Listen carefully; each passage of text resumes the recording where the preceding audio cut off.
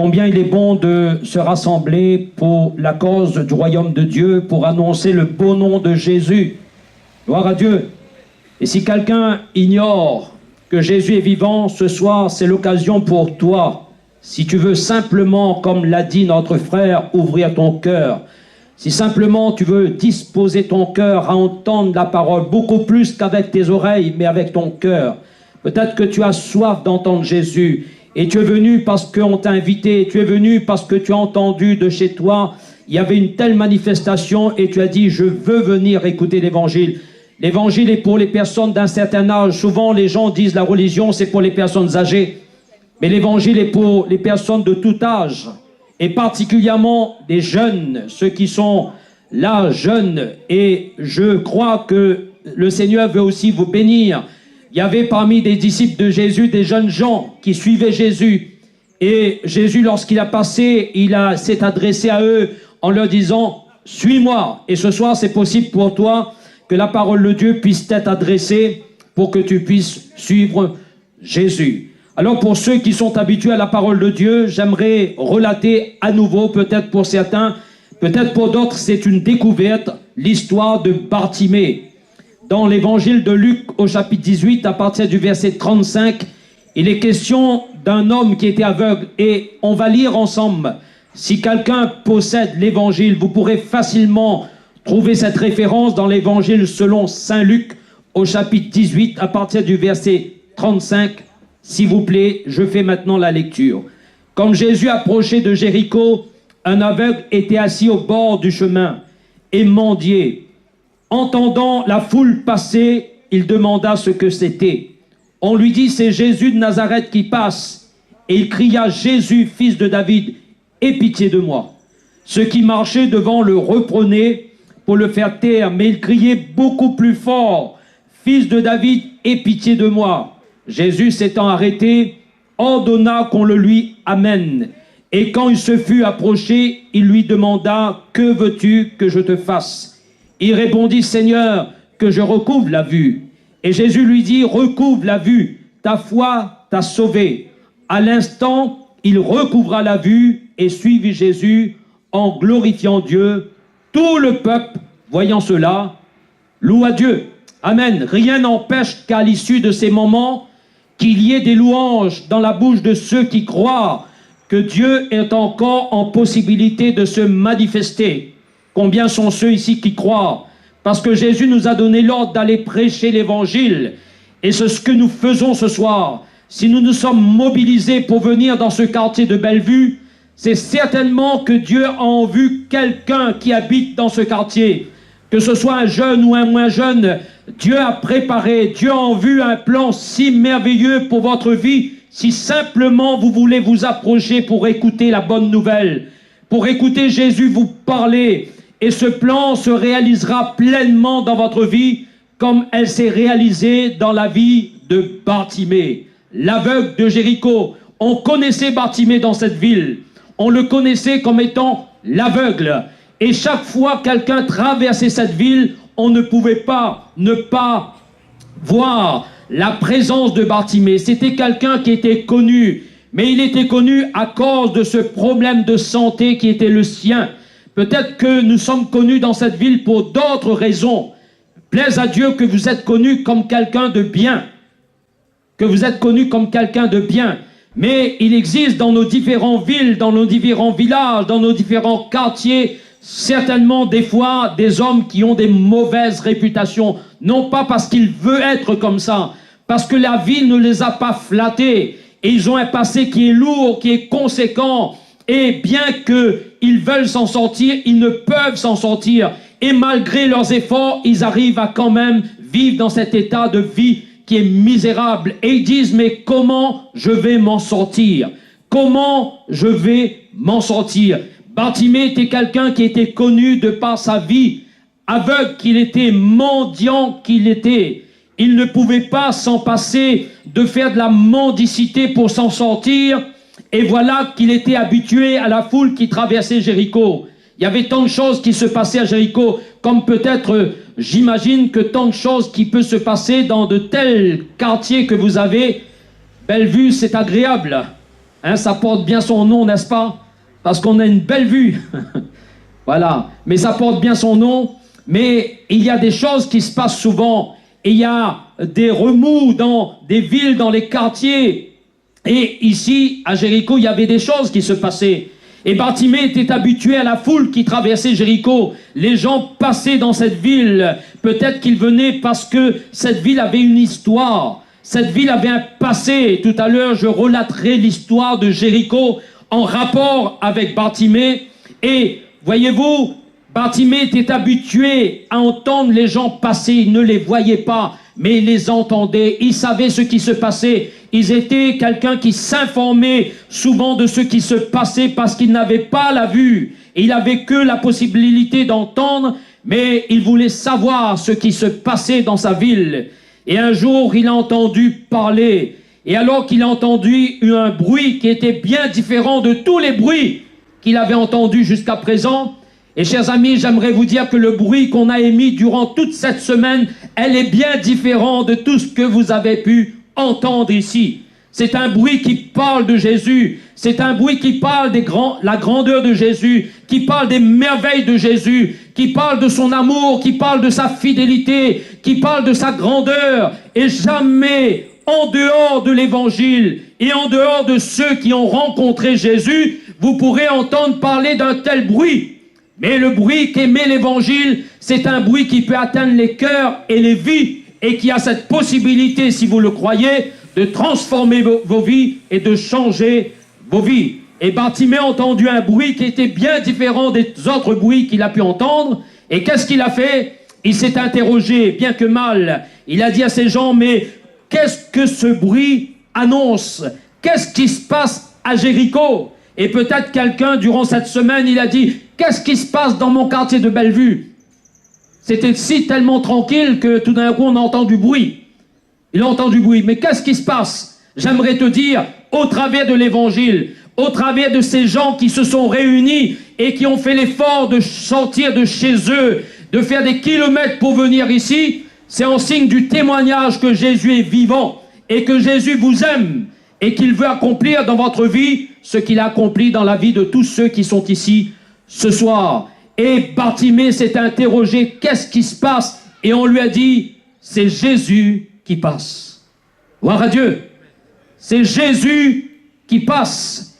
Et lorsque Jésus passe à un certain lieu, il véhicule, si l'expression est juste, vous m'en excuserez, si l'expression est juste, il véhicule avec lui la bénédiction, la délivrance, la paix, la joie et tout ce qu'il peut avoir en Jésus. Et Bartimée va dire, qu'est-ce qui se passe? On va lui dire, c'est Jésus qui passe. Chers amis, ne ratez jamais l'occasion qui vous est donnée. Cette occasion peut être unique dans votre vie. Il suffit d'entendre l'évangile une fois et de croire dans la personne qu'on vous annonce, Jésus. Mais Jésus n'est pas un homme qui a marqué simplement l'histoire. Peut-être que jusqu'à présent, tu connais Jésus au travers de l'histoire, d'une histoire religieuse. Mais Jésus est plus qu'un homme qui a marqué des temps et l'histoire. Jésus est quelqu'un qui a marqué aussi des vies et des vies qu'il a transformées. Et si ce soir, tu veux croire, si ce soir, tu veux t'approcher comme a pu entreprendre Bartimée, toi aussi, tu expérimenteras la grâce de Dieu. Et Jésus qui passait à Jéricho, Jésus le vivant, le ressuscité, celui qui a donné l'ordre à ses apôtres d'aller de par le monde et d'annoncer la bonne nouvelle du royaume de Dieu, est vivant, il est ressuscité, et cette bonne nouvelle pourra, si tu le souhaites, transformer ta vie. Et Bartimée, lorsqu'il a entendu que Jésus passait, c'était l'unique occasion, c'était l'ultime occasion que Dieu lui donnait. Et il s'est mis aussitôt à crier à Jésus. Aussitôt, il s'est mis à crier à Jésus. Quand nous connaissons des situations telles qu'a connu Bartimée, je ne souhaite pas pour quiconque, mais il y a des situations, peut-être que nous ne sommes pas dans un état que connaissait Bartimée, cet état de cécité qu'il avait. Il était privé de la vue et il n'entendait pas, il ne voyait pas. Et il nous est dit que Bartimée, donc, par rapport à cela, c'était une difficulté pour sa vie. Et je peux imaginer, chers amis, des fois lorsqu'on traverse des situations difficiles, des fois lorsque nous traversons des situations difficiles et on est un peu comme privé, on est un peu dans l'obscurité. Tout à l'heure, notre ami a chanté un chant, il disait qu'il était comme dans le brouillard. Mais quand on est dans le brouillard, on ne voit pas grand-chose. On ne voit pas grand-chose. Et il y a des situations de la vie, c'est un peu comme on est dans le brouillard. Et on dit, mais quand est-ce qu'on va voir le jour? Quand est-ce qu'on va sortir? Et Bartimée était dans cette situation, il était privé de la vue. Et voyez-vous, quand Jésus est passé dans cette ville, ce Jésus, Bartimée, aussitôt, il a voulu saisir l'occasion. Il avait certainement entendu parler de Jésus. Il savait ce que les prophètes disaient. Il savait ce qu'on a annoncé. Et Dieu, dans les temps passés, avait annoncé la venue de celui qui allait venir. Et dans le prophète Ésaïe, au chapitre 35, il est dit lorsqu'il viendra. Et Dieu disait, je viendrai moi-même. Et les yeux des aveugles s'ouvriront. Bartimée savait cela. Bartimée savait, mais il attendait le moment propice. Il savait, il avait gardé cela dans son cœur. Et lorsqu'on lui a dit, c'est le fils de David qui passe, Jésus de Nazareth, il s'est mis à crier. Et il a dit, Seigneur, que tu ne puisses traverser cette ville sans que tu m'aies béni, sans que tu interviennes, parce que je sais que c'est toi dont Dieu a parlé. Et en disant, lorsqu'il viendra, il rouvrira les yeux des aveugles. Seigneur, je suis privé de la vue. Et peut-être quelqu'un pourrait dire, s'il a cette même foi qu'animé Bartimée, Seigneur, je suis malade et je suis incurable. Peut-être quelqu'un pourrait dire, Seigneur, ce soir, je brasse du noir. Je suis dans l'obscurité le plus totale. Je ne sais pas comment sortir. Et chaque fois, je ne trouve pas le moyen de m'en sortir. Seigneur, est-ce que tu peux agir dans ma vie? Est-ce que tu peux apporter une solution dans ma vie? Est-ce que tu peux adresser une parole qui serait pour moi une parole de bénédiction qui va me faire sortir de cette situation? Et Bartimée donc, il a crié à Jésus, Jésus, fils de David, aie pitié de moi. Jésus, fils de David, aie pitié de moi. Il a crié, tant que Jésus ne s'était pas arrêté pour lui, il a crié. Jésus connaissait ces difficultés. Comme Jésus connaît notre cœur, il connaît notre vie. Nous n'avons pas besoin de le raconter en détail. Il sait tout de nous. Parce que Jésus est Dieu. Et il a des yeux qu'il voit. Il a des mains, il peut secourir. Et c'est pour cette raison peut-être que tu as cette possibilité d'entendre l'évangile. Parce que le Seigneur sait de quoi tu es fait. Le Seigneur sait de quoi tu es animé. Il sait quelle est ta vie. C'est pourquoi il t'a permis d'entendre l'évangile. Il y a plus de 30 ans de cela que maintenant j'ai entendu l'évangile pour la première fois. Et alors que j'étais un peu comme ceux qui étaient dans le brouillard. Et souvent on était oisifs, jeunes qu'on était, on était oisifs, stériles. Et on errait comme ça dans la nuit sur une moto. On ne savait pas où on allait. Et on circulait. Et on disait certainement qu'il y a un mouvement par là. Dans notre temps, on disait c'est un mouvement. Il dit il y a un mouvement là-bas, il faut qu'on y aille. Voilà. Et on y allait. Et chaque fois qu'on entendait un attroupement, on entendait du bruit, on s'arrêtait. Parce qu'on n'avait pas de distraction, on était oisifs. On ne savait pas quoi faire. La seule préoccupation que nous avons, la seule occupation, c'était l'alcool ou la drogue ou la cigarette ou le zamal. C'était notre préoccupation. Et un jour, dans un lieu public, dans le quartier du Chaudron, j'ai entendu un attroupement. Et avec mon copain, on s'est arrêté. On a écouté. Et alors que je brassais du noir, j'ai entendu l'évangile. J'ai entendu l'évangile. Et bien que j'avais entendu l'évangile, chers amis, ce que tu vas entendre, ce que tu entends ce soir, peut-être beaucoup plus que des paroles, mais Dieu parle à ton cœur. Il parle à ton âme. Et j'ai entendu l'évangile. Mais bien que j'ai entendu cette parole qui m'a interpellé et une personne qui parlait de Jésus, qui décriait Jésus, je disais, mais d'où il connaît Jésus? Moi, je n'ai pas vu Jésus. Et cette personne, lorsqu'il parlait de Jésus, il me semblait qu'il vivait avec le Christ. Et je dis, mais ce Jésus-là, je le veux. Ce Jésus-là. Et j'étais comme captivé. J'ai poursuivi ma route.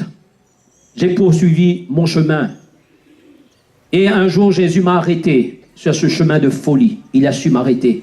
Et j'avais entendu parler de lui. Chers amis, ce soir, tu entends parler Jésus. Bartimée a entendu parler de Jésus. Et lorsque l'occasion lui est donnée, parce que Dieu nous donnera toujours l'occasion pour que nous fassions un choix, pour que nous manifestions notre foi, Dieu nous donne l'occasion. Et peut-être que cette occasion, c'est ce soir où tu dois prendre position. Peut-être que tu as pris tellement de position pour certaines choses dans ta vie que tu regrettes, qu'il y a eu des conséquences difficiles dans ta vie. Et tu es dans cet état de regret. Tu dis, si je savais, je ne l'aurais pas fait. Mais le regret vient toujours après, n'est-ce pas? Et ça laisse des séquelles chez nous. Mais malgré tes séquelles, malgré tes difficultés, si ce soir tu veux crier à Jésus, tu veux lui demander, Jésus s'arrêtera pour toi. Et Jésus a écouté le cri de Bartimée. Pourtant, Bartimée n'était pas un personnage aussi important. On le remarquait à cause de sa position qui était le sien. Mais Jésus s'est arrêté pour Bartimée. Vous imaginez que Jésus s'arrête pour Bartimée? Peut-être il y a eu certains notables qui ont traversé cette ville de Jéricho. Mais les gens ne s'arrêtaient pas. Qui oserait s'arrêter pour un mendiant et pour un aveugle? Qui? Et on est tellement préoccupés par nos affaires aujourd'hui. Les gens courent après les richesses, courent après l'argent. Et ils ne s'intéressent pas à des gens qui vivent dans le malheur. Des gens qui ont un passé qui est pesant, qui écrase leur vie. Et celui à qui appartiennent toutes les richesses du monde, celui qui a la plus haute des autorités, il s'est arrêté pour Bartimée. Il s'est arrêté pour lui, mendiant qu'il était. Et certainement la foule qui était là en disant, Jésus, tu te trompes, Seigneur, comment se fait-il que toi qui es saint, toi qui es juste, toi qui es le Dieu véritable, celui qui est au-dessus de tout, comment peux-tu te permettre d'arrêter pour Bartimée? Permettez-moi de vous dire, chers amis, qui que nous soyons, si nous avons été dévalorisés, et le diable nous a dévalorisés, nous a écrasés, et nous a dit que tu ne vaux rien, tu ne vaux rien, tu ne réussiras pas dans la vie. Et bien que nous faisons nos efforts pour réussir, il n'y a rien, et souvent c'est échec sur échec, et on dit, mais ce qu'on nous a dit nos amis, ce qui nous a dit nos familles, c'est exact, la malédiction est sur moi, je ne peux pas réussir, regarde mon état. Mais le Seigneur change la malédiction en bénédiction. Il a cette possibilité. Ne demeure pas dans ces choses, chers amis. Ne demeure pas, accepte de croire en Jésus. Accepte de l'invoquer, accepte de crier à lui. Il te visitera, il te délivrera. Et Bartimée a crié, il a eu la foi, il a eu confiance. Et je te conjure au nom de Jésus, crie au Seigneur. Demande à Jésus, Jésus, lorsqu'il passe un endroit, lorsqu'on l'interpelle, on l'intercepte, Jésus s'arrête. Pour qui que tu sois, quelle que soit sa situation, il va s'arrêter pour toi. Jésus s'est arrêté pour Bartimée. Il s'est arrêté pour Bartimée. J'aimerais dire quelque chose en rapport avec Jéricho. Jéricho était une ville qui était placée sous la malédiction. Ça relève de quelques milliers d'années avant. Un homme du nom de Josué avec l'armée de son peuple a traversé, a renversé les murailles de Jéricho. Et Dieu avait dit, malheur à ceux qui reconstruira ces murailles. Il y a eu un homme en son époque qui s'appelle Niel, et il a reconstruit les murailles de Jéricho, mais sur un sacrifice humain. Malheur! Et la ville de Jéricho était placée sous une malédiction. Des fois, la vie des gens semble être comme sous une malédiction. Mais Jésus, qui est le Dieu qui visite la terre, qui visite les hommes, à celui qui a la possibilité de transformer la malédiction en bénédiction. Gloire à Dieu. Lorsque je me suis converti, j'avais une seule idée en tête, avant que je rencontre Jésus. Et je me suis dit, dans la vie, puisque la vie m'a traité durement, parce qu'on m'a rejeté, parce qu'on m'a dévalorisé, alors je donnerai de la valeur à mon nom. C'est moi qui m'a dit. Je me suis dit cela. Je dis jusqu'à présent, puisque la vie m'a semblé me dire, tu ne vaux rien, je veux montrer que je vaux quelque chose, dans le mauvais sens du terme. Je dis, je prendrai une arme et je tuerai les gens. Au moins, on saura qui je suis. Au moins, on saura qui je suis. Et Jésus n'a pas permis, Dieu n'a pas permis que j'arrive à là. Et la malédiction qui pesait sur ma vie, le Seigneur m'a visité et il a transformé cela en bénédiction. En bénédiction. La Bible dit ceci dans l'Ancien Testament, Dieu place devant toi la malédiction et la bénédiction. Mais choisis la bénédiction, aucun de nous. Et si tu trouves dans une situation où tu t'es convaincu que tu es dans une phase de malédiction, ce soir le Seigneur transforme cela en bénédiction. Jésus s'est arrêté pour Bartimée. Ça c'est formidable, hein? Imaginons, j'ai toujours la scène dans l'esprit. Imaginons que vous marchez dans la ville de Saint-Louis, il y a beaucoup de monde, hein? Voilà. Et vous avez devant vous le maire de Saint-Louis. Je ne me rappelle plus son nom, mais enfin, voilà. Malé.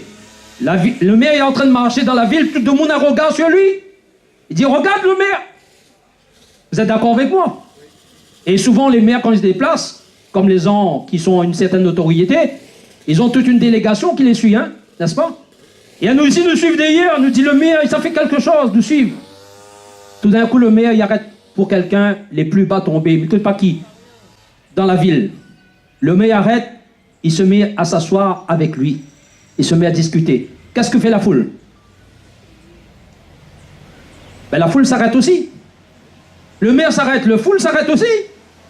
Et la foule, tout le regard n'est plus tourné vers le maire.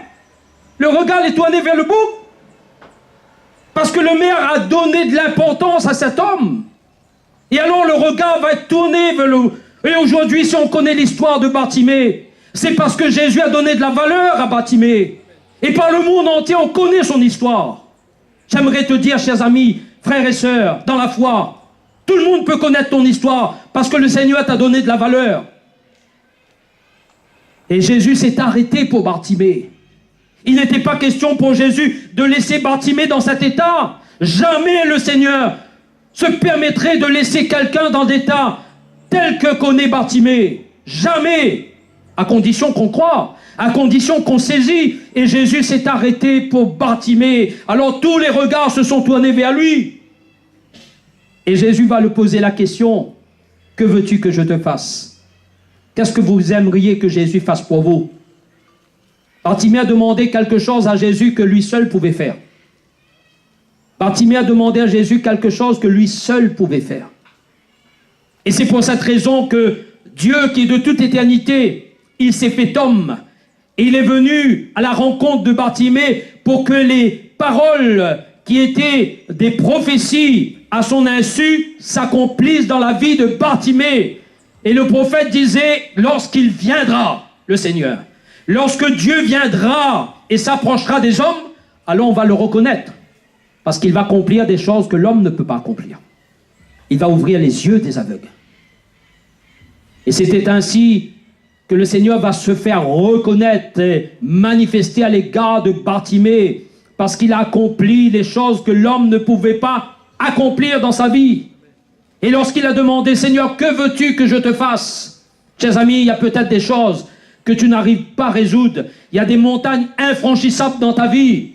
Il y a des situations d'obscurité. Tu dis, mais comment je veux m'en sortir de là? Jésus est la lumière. Et lorsque la lumière parfaite paraît, les ténèbres se dissipent. Lorsque Jésus vient dans une vie, lorsqu'on crie à lui, j'ai en esprit le témoignage de cette famille qui vivait dans les ténèbres, et quelqu'un, une de ses voisines qui connaissait l'évangile, avait témoigné à cette famille en disant, Jésus peut vous tirer de vos ténèbres, il peut vous tirer de cette situation. Mais ce n'était pas certainement le moment. Ils ont entendu, mais ils ont continué à trafiquer dans les choses. Ils continuaient à offrir des sacrifices à toutes sortes de dieux qu'on pouvait voir. Et ils étaient dans l'ignorance, certes, mais ils ne savaient pas qu'est-ce qu'ils étaient en train de faire. Parce qu'offrir des sacrifices d'animaux à un Dieu qui peut être représentatif, ce n'est pas à Dieu qu'on offre des sacrifices, c'est à des démons. Et lorsque vous commencez à faire alliance avec les démons, vous rentrez en communion avec les démons. Et les démons rentrent en communion avec vous. Et c'est pas étrange de trouver les gens ensuite qui sont possédés, qui entendent du bruit dans leur maison, qui vivent dans la peur, qui vivent dans l'angoisse, et qui vivent dans la peur, qui vivent dans un emprisonnement. Et chaque année, chaque mois, ils sont obligés de donner de l'argent, ils sont obligés de s'appauvrir pour enrichir leur Dieu, si c'était simplement leur Dieu, mais ils s'enrichissent certainement de ceux qui en ont la responsabilité. Et ils s'enrichissent. Et cette famille était tombée dans une possession démoniaque. Il vivait 5 personnes dans la maison. 3 d'entre elles étaient possédées. Et lorsque les démons, à leur guise, voulaient entrer et prendre possession de ces personnes, alors les 3, ils se mettaient à danser, à crier dans la maison, ils cassaient tout. Et les 2 autres ne savaient plus quoi faire. Et quand on invitait ces chefs religieux en disant, on fait quelque chose, à dire, nous, pas fait, nous, ça l'esprit animateur. Mais un esprit qui détruit la vie des gens. Un esprit qui casse tout, un esprit qui nous fait tomber dans la pauvreté, dans la ruine, c'est ça, Dieu. Dieu n'est pas dans ces choses. Et lorsque ce fameux soir où l'esprit les a agités, ils sont allés tardivement dans la nuit crier et frapper à la porte de cette voisine en disant « Viens, appelle les gens qu'il faut pour prier pour nous, parce que les démons cassent tout dans la case. » Et on a appelé les serviteurs de Dieu. C'était environ 23h30, minuit, lorsqu'ils sont arrivés dans cette maison. Et lorsqu'on a prié pour eux au nom de Jésus, parce que Jésus nous a donné la délégation de pouvoir en son nom, et nous avons confessé le nom de Jésus, ces démons étaient obligés de prendre la fuite. Les démons ne reculent jamais devant des marabouts, devant des sorciers. Mais il n'y a que la présence de Jésus qui les effraie. Ils redoutent le nom de Jésus, ils redoutent la présence de Jésus. Et ils ont été obligés de s'en aller. Et ces personnes ont retrouvé leur sens. Et ensuite, ils pouvaient rendre témoignage en disant, « Monsieur, il y a quelque chose qui s'est passé. Dès que vous êtes rentré dans cette maison, il y a une lumière qui a brillé. On a vu une grande lumière qui a rempli la maison. Et on est tombé à la renverse, on ne savait plus qu'est-ce qui s'est passé ensuite. Mais ce qu'on sait, c'est que lorsque vous êtes rentré, une grande lumière. Ce n'est pas le visage de ces hommes qui brillaient. C'est la présence de Jésus qui est l'éclat, qui a chassé les ténèbres. Et Jésus est véritablement la lumière aussi qui éclaire les cœurs, qui éclaire les vies. Et Jésus s'est arrêté pour Bartimée. S'est arrêté. Il a dit, que veux-tu que je te fasse? Et Bartimée a dit que je recouvre la vue. Que je recouvre la vue. Chose impossible, mais possible à Dieu. Et Dieu peut rendre possible les choses qui sont impossibles dans ta vie. Et nous avons ici de nombreux témoignages de personnes qui peuvent attester et qui peuvent dire, oui, Jésus peut rendre possible les choses qui étaient impossibles. Et Bartimée, le Seigneur lui a dit ceci, qu'il soit fait selon ta foi. Et il a retrouvé la vue. Il a retrouvé la vue. Les personnes qui étaient malades, souvent, ils ont retrouvé la santé au nom de Jésus. Des foyers brisés, où tout n'allait plus. Il n'y avait que les disputes, désordres dans la maison. Ils étaient sur le point de rompre leur union. Mais lorsqu'ils ont entendu Jésus, ce jeune homme qui a failli se suicider parce qu'il a rencontré une jeune fille, et c'était normal qu'il entrevoie l'avenir et une vie commune. Et il s'est dit, mais avec celle-ci, je veux entreprendre mon avenir, je veux construire, je veux faire ceci, je veux faire cela. Et quelle n'a pas été sa surprise un soir, lorsqu'il rentrait chez lui, avant de rentrer à la maison, il s'est dit, mais je vais, sur mon compte, je vais faire plaisir à ma copine, parce qu'ils étaient en vue de s'unir par le mariage. Et il a dit, je vais faire plaisir à ma copine, je vais acheter là quelques gâteaux, quelque chose, et ce soir, on va manger quelque chose ensemble, on va se faire du bien. Et lorsqu'il est passé au gabier, il a mis sa carte. Il a regardé son compte, le compte était vidé. Il s'est dit, peut-être c'est un problème de banque. C'est un problème de banque. Il va voir ça demain, dommage. Il va expliquer ça à sa copine. Et il arrive chez sa maison, il rouvre la maison. La majeure partie des meubles n'étaient plus là. Et celles-ci avec lesquelles il avait entrepris les choses qui sembleraient être le meilleur pour lui, il a vu le pire. Il a failli prendre un flingue et se tuer ce soir-là.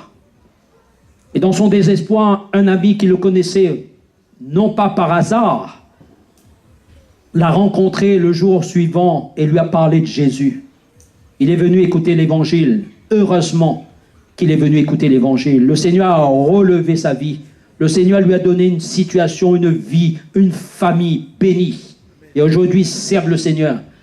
Ce n'est jamais trop tard, mon ami. Aujourd'hui, pendant que tu entends la voix de l'évangile, crie à Jésus. Fais-lui appel, il est présent. Et Bartimée a une vie qui a été transformée. Il a retrouvé la vue. Et ce qui est le plus formidable, quand Jésus t'a guéri, quand Jésus a transformé ta vie, il ne veut pas s'arrêter à là.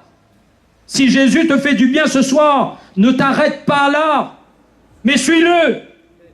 Suis-le, engage-toi, reçois Jésus, vis avec lui d'une manière intime. Et il nous est dit qu'il suivra Jésus.